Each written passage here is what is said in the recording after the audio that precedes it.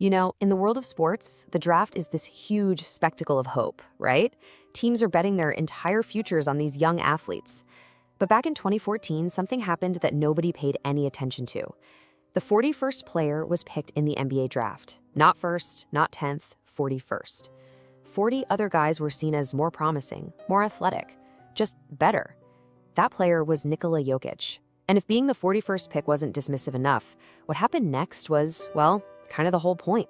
So just as his name is announced, a name that, let's be real, would one day define a championship era, the broadcast cuts away to an ad for a Taco Bell quesarito. I mean, you can't make this stuff up. It wasn't just some technical glitch. It was this huge public dismissal. The message was crystal clear. This guy, this moment, not important enough for your time. For most people, that would have been humiliating, a source of anger. But for Jokic, it became something else entirely. It became freedom. Freedom from the crushing weight of expectation. He knew, right then and there, he wasn't going to win over the world with flashy dunks or blazing speed. The league had already told him he wasn't a star. So he decided to play a totally different game. Not for the highlight reels, but in the quiet, strategic battlefield of his own mind. And that, right there, was the birth of his greatest weapon. So how in the world does a player who got ignored for a cheesy quesadilla become maybe the most dominant force in the entire game? Well, it wasn't an accident. And it wasn't just about practicing his jump shot. It was a system, an equation he built to turn all his so-called weaknesses into unbelievable strengths. So today, we're going to solve that equation. We'll start with that catalyst, the Taco Bell moment.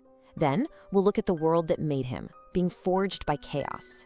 We'll define his whole operating system, the equation of stillness. Then we'll see how he puts it to work with the genius and the system. We'll check out the result, the point central revolution. And finally, we'll see how the answer to his equation can actually apply to all of us, how stillness can be your weapon. Okay, let's really dig into this moment because it's the genesis of everything. This wasn't just him getting mad, it was a conscious, strategic choice. Think about it. Most athletes who get overlooked, they try to prove everyone wrong by being louder, right? Faster, more spectacular. They try to force their way into the highlight reels. But Jokic, he did the exact opposite. He just accepted the reality of the situation. He knew he wasn't ever going to be the highest jumper or the quickest guy on the floor, so instead of fighting a battle he couldn't win, he just chose a different battlefield. He decided he was going to master the game's hidden geometry, to see the patterns that no one else sees, and to control the game with his mind instead of his body. He chose to conquer the NBA not with force, but with the quiet, unstoppable power of a perfect system. But a mindset like that, it doesn't just pop into existence. To really get the Jokic equation, you have to look at the variables that created it. His incredible ability to find calm in the absolute storm of an NBA game, that was honed years before, in a place where chaos wasn't just a metaphor for a fast break. It was real. His proving ground wasn't some pristine American gym. It was a country struggling with its own identity, and a basketball culture that demanded you be smart above all else. So you have these different pressures that combine to create this perfect storm for genius. First, you've got the psychological side of it. Growing up during the Yugoslav wars, that gives you a perspective that very few athletes will ever have. When you've seen real societal chaos, the pressure of a 24-second shot clock just doesn't hit the same way. It created this unshakable calm. Second, you have his intellectual training. Serbian basketball philosophy is intense. You don't just learn your own position, you have to know what all 5 players are doing at all times. It's like chess. You have to master the entire system. And then third, there's just the physical reality. He wasn't some sculpted Greek god. He showed up in the league at nearly 300 pounds with a habit of drinking 3 liters of soda every single day. So with these 3 forces, that resilience, that brain, and those physical limits, he really only had one path forward. He had to outthink everybody else on the court. And so you see how these massive challenges became the very things that fueled his greatest achievements. The transformation is just staggering when you lay it out like this. The 41st draft pick becomes a multiple-time MVP. The guy with the crazy soda habit raises the NBA championship trophy. The athlete nobody wanted becomes the master of the entire game. This wasn't just getting lucky. This was a complete re-engineering of his mind, his body, and his whole approach to the game. It was proof that he was already running a system, turning every disadvantage into total dominance. Okay, so how did he actually build this system? This leap from overlooked to undeniable wasn't just a fluke.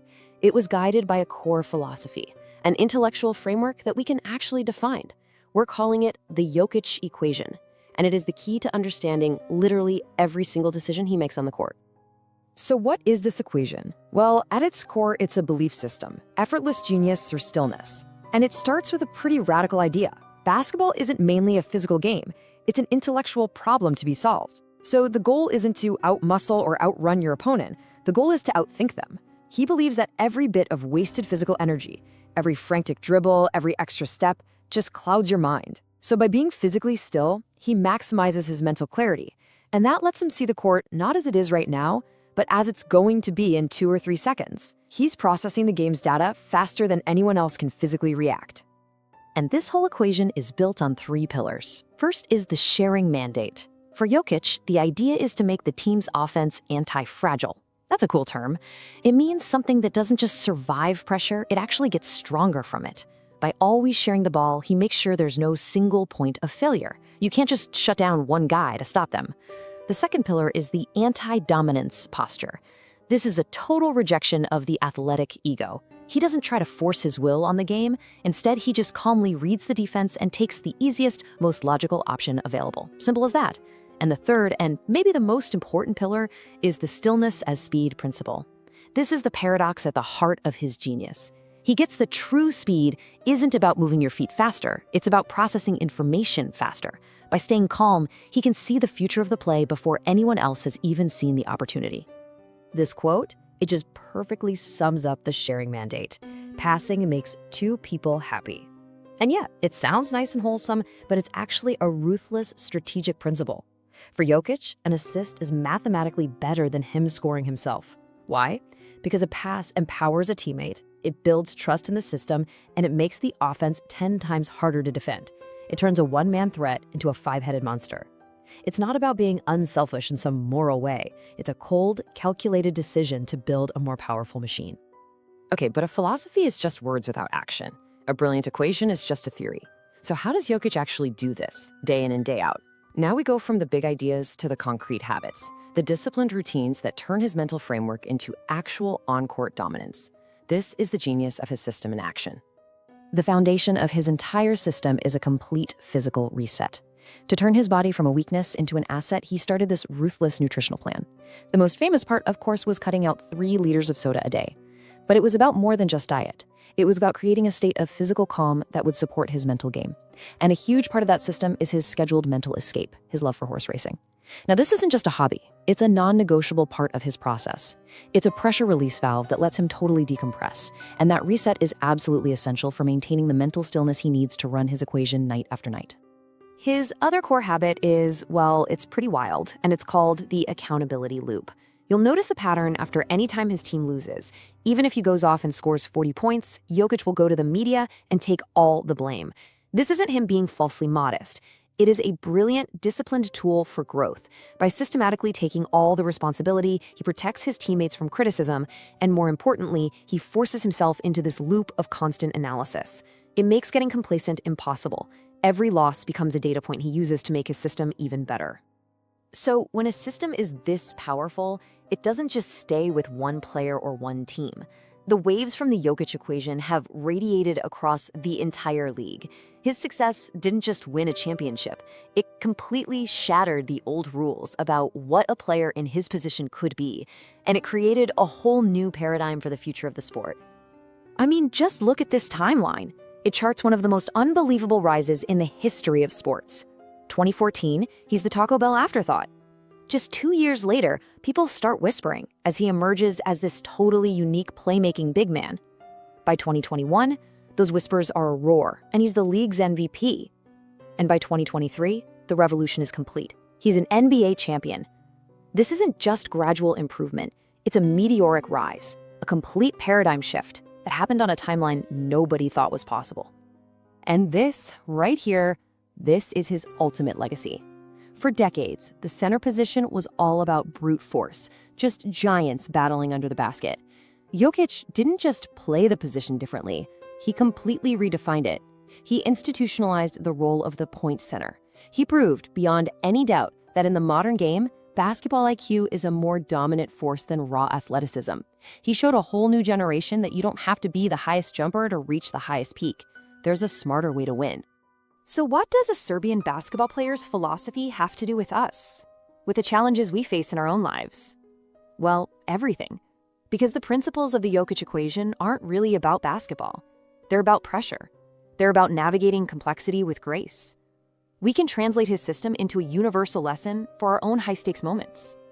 Let me ask you a question, and be honest with yourself. When the pressure is at its absolute peak, a huge deadline, a tough conversation, a life-changing decision, what's your instinct?